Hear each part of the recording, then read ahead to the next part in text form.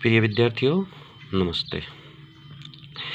मैंने कक्षा 10 के विद्यार्थियों के लिए 3 टॉपिक सेंड कर दिए हैं इससे पहले क्रिया का, वाच्य का, समास का।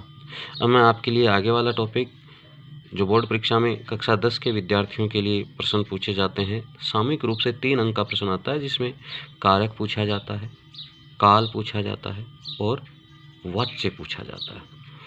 तो वाच्य बता दिए मैंने, काल आज केवल कारक की जानकारी आपको देने जा रहा हूँ, जो आप नोटबुक में नोट भी करोगे। कारक, जैसा आप जानते हो विद्यार्थियों, कारक शब्द का शाब्दिक अर्थ क्या होता है? करने वाला। करने वाला है वही क्या है? एक तरह से कारक। काम को करने वाला क्या है? कारक है। जैसे आप पूर्व कक्षाओं में पढ़ कर के आए हो कि कारक, अलग अलग कारकों की विभक्तियां होती है, तो वही जानकारी हम यहाँ देने जा रहे हैं। कारक की छोटी सी परिभाषा है, कहीं कहीं ये किसी छात्रा की नोटबुक लिए मैंने जो कहीं कहीं पर अशुद्ध लिखा हुआ है, मैं कोशिश की है मैंने अलग सही शुद्ध करने की, फिर भी कोई त्रुटि रह गई तो आप सुधारोगे इसको। कारक की परिभाषा: जब किसी संज्ञा या सर्वनाम पद का संबंध वाक्य में प्रयुक्त अन्य पदों, विशेषकर क्रिया के साथ जाना जाता है, उसे कारक कहते हैं।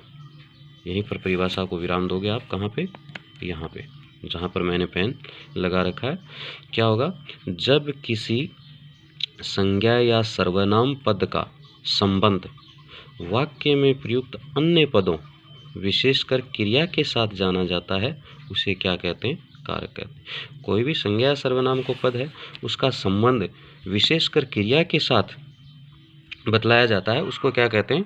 कारक कहते हैं। और कारक की विभक्तियां होती हैं, उन्हीं से उनको पहचाना जाता है कि कारक को प्रकट करने के लिए संज्ञा या सर्वनाम के साथ जो चिन्ह लगाया जाता है, उसे क्या कहते हैं? विभक्ति कहते हैं। दोनों की अलग अलग परिभाषा लिखोगे, कारक की अलग और विभक्ति की अलग। विभक्ति की परिभाषा यहाँ से शुरू होती है, कारक को प्रकट करने के लिए संज्ञा या सर्वनाम के साथ जो चिन्ह लगाया जाता है, उसे क्या कहते हैं? विभक्ति। और इसी से इसकी पहचान होती है। जब किसी संज्ञा या सर्वनाम पद का संबंध वाक्य में प्रयुक्त अन्य पदों, विशेषकर क्रिया के साथ जाना जाता है, उसको तो हम क्या कह देते हैं? कारक। और कारक को प्रकट करने के लिए संज्ञा या सर्वनाम के साथ जो चिन्ह लगाया जाता है, उसे क्या कहते हैं? विभक्ति कहते हैं। अब विभक्ति मैं आगे बताऊं आपको, विभक्ति क्या आपके समझ में नहीं आ रहा हो तो हिंदी में जैसे आप पढ़ करके आए हो पूर्व कक्षाओं में, समासों में भी मैंने जानकारी दी थी 6 कारकों की। हिंदी में कारक कितने प्रकार के होते हैं? 8 प्रकार के होते हैं। कितने प्रकार के होते हैं? 8 प्रकार के। और ये इनकी विभक्ति है, चिन्ह है। जैसे कर्ता कारक की विभक्ति क्या है? ने, इसी को चिन्ह बोलते हैं, इसी को विभक्ति बोल देते हैं। कर्ता कारक की विभक्ति क्या है? ने। कारक के 8 प्रकार, जिसमें पहला क्या है? कर्ता कारक, जिसकी विभक्ति क्या है? ने, या चिन्ह क्या है उसका? ने। कर्म, जिसकी विभक्ति क्या है? को। कारण कारक, जिसकी विभक्ति से, द्वारा।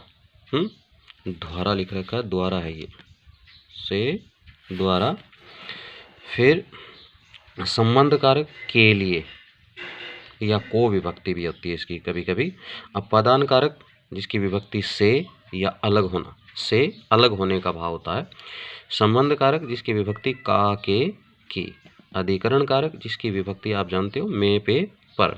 और अंतिम है कौन सा? संबोधन कारक, हे, ओ, अरे। ये कर्ता और संबोधन कारक हैं। ये आपने समास में नहीं पढ़े, शेष तो आपने समासों में पढ़े ही हैं। तो चलिए, अब जरूरी नहीं है कि जैसे आप जानते हो कर्ता कारक की विभक्ति क्या है? ने। लेकिन जरूरी है वाक्य में, जरूरी नहीं है कि वाक्य में ने विभक्ति का प्रयोग हो तो ही कर्म कारक हो, नहीं, कर्ता कारक हो। उसकी शर्तें हैं, देखो पढ़ेंगे हम। सबसे पहले कर्ता के विषय में।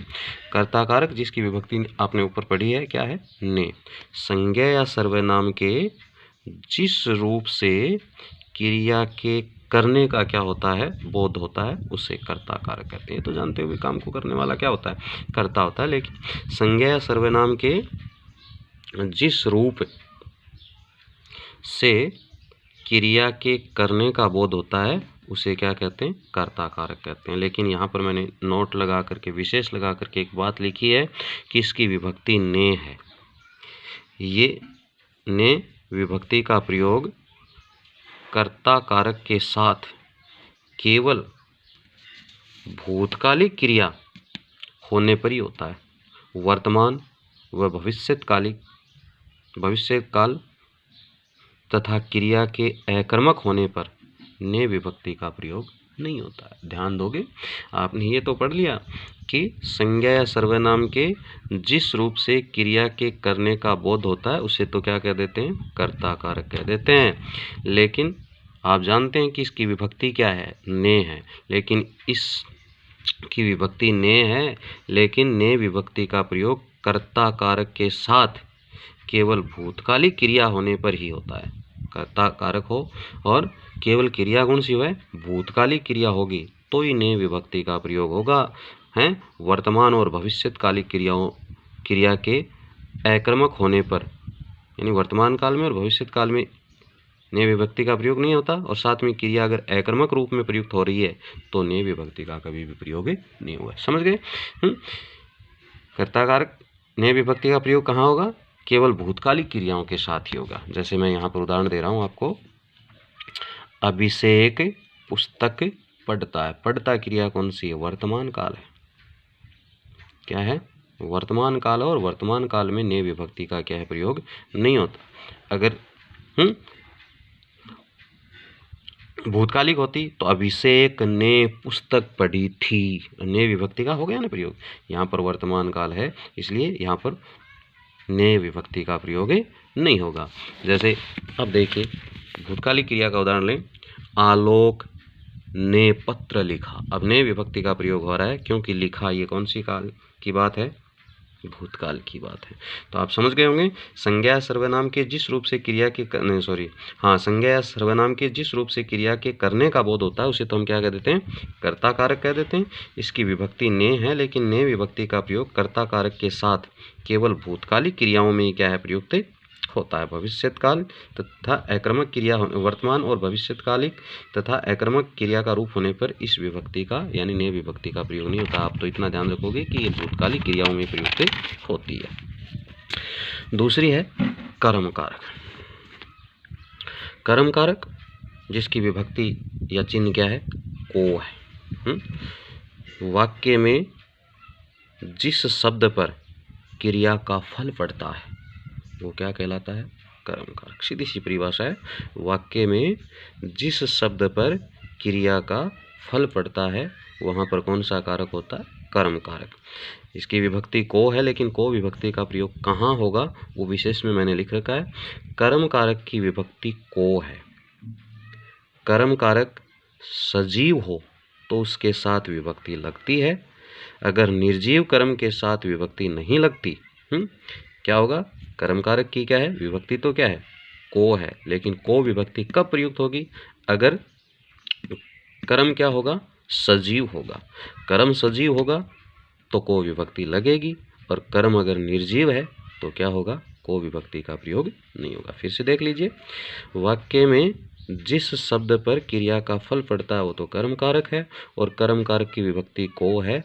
कर्म कारक सजीव हो यानी कर्म सजीव हो तो इसके साथ विभक्ति लगती है, और कर्म क्या होगा, निर्जीव होगा तो उसके साथ इस विभक्ति का प्रयोग नहीं होगा। जैसे राम ने रावण को मारा, राम करता है, रावण उसका क्या है, कर्म है, इसलिए किसका प्रयोग हो रहा है, को विभक्ति का प्रयोग हो रहा है। कर्ता सजीव है तो ही क्या होगा, विभक्ति का प्रयोग होगा, निर्जीव में नहीं। जैसे नंदू दूध पीता है, अब दूध को यहाँ पर निर्जीव माना इसलिए क्या है, को विभक्ति का प्रयोग नहीं हुआ है। राधा ने रोहित को पीटा, रोहित तो सजीव कहेंगे ना, इसलिए वहाँ पर क्या है, को विभक्ति का प्रयोग हुआ है। अब चलिए आगे, तीसरा है करण कारक। करण कारक जिसकी विभक्ति क्या है, आपने पूर्व में पढ़ी है, से द्वारा।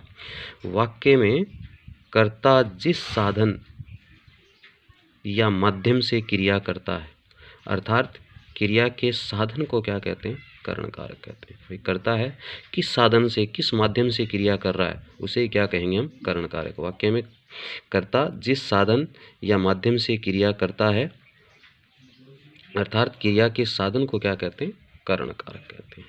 अब इसकी भी विभक्ति आप पढ़ करके आए हो, से द्वारा है, लेकिन से द्वारा से करण की विभक्ति से या द्वारा है। करण के साथ इन विभक्तियों का प्रयोग अनिवार्य रूप से होता है।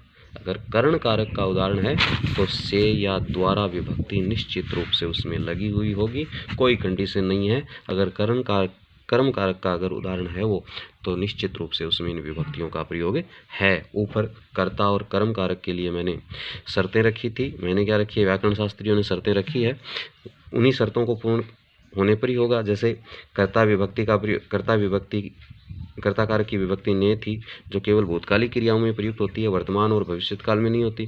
कर्म कारक का चिन्ह या विभक्ति को है, लेकिन को विभक्ति कर्म सजीव होगा तो ही होगा, नहीं निर्जीव होगा तो नहीं होगा। लेकिन कर्ण कारक की विभक्ति से या द्वारा अगर कर्ण कारक का उदाहरण है तो इन विभक्तियों का प्रयोग निश्चित रूप से होगा। जैसे मनीषा चाकू से सब्जी काटती है, सब्जी शब्द गलत है, शुद्ध कर लेना इसको। फिर है मैं पेन से लिखता हूँ, कहाँ चला गया,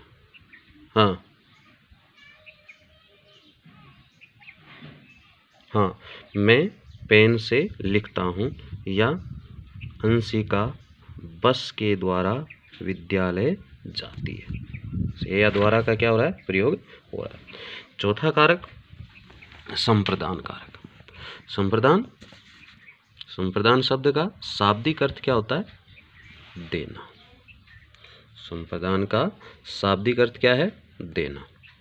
वाक्य में कर्ता जिसे कुछ देता है अथवा जिसके लिए क्रिया करता है उसे संप्रदान कारक कहते हैं। संप्रदान कारक की विभक्ति के लिए है जब क्रिया द्विकर्मी हो। क्या हो, जब क्रिया द्विकर्मी यानी दो कर्म हो तथा देने के अर्थ में प्रयुक्त हो, वहाँ को विभक्ति भी प्रयुक्त होती है। हालांकि संप्रदान की विभक्ति क्या है, संप्रदान की विभक्ति क्या है, के लिए है। यहाँ पढ़ा था ना, मैं आपको बताया था क्या इसकी विभक्ति, ये क्या हो गया, संप्रदान शब्द का अर्थ क्या है, देना। वाक्य में प्रयुक्त कर्ता जिसे कुछ देता है अथवा जिसके लिए क्रिया करता है उसे संप्रदान कारक कहते हैं। संप्रदान कारक की विभक्ति क्या है, के लिए। लेकिन जब क्रिया द्विकर्मी हो और देने के अर्थ में हो तो वहाँ कभी कभी कौन सी विभक्ति का प्रयोग होगा, को विभक्ति का प्रयोग होता है। जैसे दीपक माँ के लिए दवाइयाँ लाया, कोई बात के लिए विभक्ति आ रही। मीनाक्षी ने स्नेह को पुस्तक दी, द्विकर्म आ रहा है यहाँ पर। माँ भिखारी शब्द गलत है, इसको सही कर लेना, भिखारी के लिए वस्त्र लाई।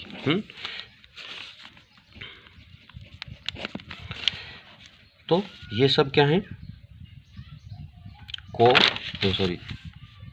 के लिए विभक्ति का क्या हो रहा है, प्रयोग हो रहा है। फिर से मैं आपको एक बार इन चीज़ों की मूल जानकारी चारों कारकों की फिर से दे देता हूँ। कारक शब्द का शाब्दिक अर्थ क्या होता है, देन, करने वाला। जब किसी संज्ञा सर्वनाम पद का संबंध वाक्य में प्रयुक्त अन्य शब्दों विशेषकर क्रिया के साथ जाना जाता है उसे क्या कह देते हैं, कारक कह देते हैं। दूसरी इसकी विभक्ति की परिभाषा है कि कारक को प्रकट करने के लिए संज्ञा या सर्वनाम के साथ जो चिन्ह लगाए जाते हैं उसे क्या कहते हैं, विभक्ति कहते हैं। जो चिन्ह होता है, चिन्ह यानी कारक 8 प्रकार के होते हैं, ये आगे वाले इनके चिन्ह हैं, इधर क्या है, इनके भेद हैं। कर्ता कारक जिसका चिन्ह या विभक्ति क्या है, ने। कर्म कारक जिसकी चिन्ह या विभक्ति क्या है, को। कर्ण कारक जिसकी विभक्ति क्या है, से द्वारा। संप्रदान के लिए या को। अपादान से अलग। संबंध का के की। अधिकरण में पे पर। संबोधन हे ओ अरे हैं।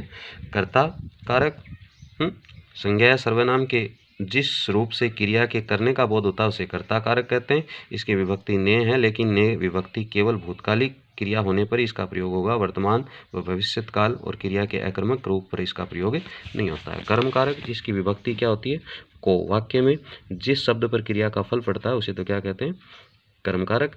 लेकिन कर्म कारक की विभक्ति को है और कर्म कारक की विभक्ति का प्रयोग कर्ता सजीव हो तो उसी के साथ विभक्ति लगती है, निर्जीव होने पर यह विभक्ति नहीं लगती है। कर्ण कारक कर्ता जिस साधन से या जिस माध्यम से क्रिया को करता है उसे क्या कहते हैं, करता है या जो साधन से क्रिया को कर रहा है वो करण कारक है, और करण कारक है तो उसकी निश्चित रूप से उदाहरण में ये विभक्ति आएगी क्या, से, द्वारा। क्या आएगी, से या द्वारा। फिर है तीसरा संप्रदान। संप्रदान शब्द का अर्थ है देना। वाक्य में कर्ता जिसे कुछ देता है अथवा जिसके लिए क्रिया करता है उसे संप्रदान कारक कहते हैं। संप्रदान कारक की विभक्ति के लिए है, लेकिन जब क्रिया द्विकर्मी हो तथा देने के अर्थ में हो तो वहाँ कभी कभी को विभक्ति का भी क्या होता है, प्रयोग होता है। शेष 4 कारकों की जानकारी मैं आपको कल दूंगा। धन्यवाद।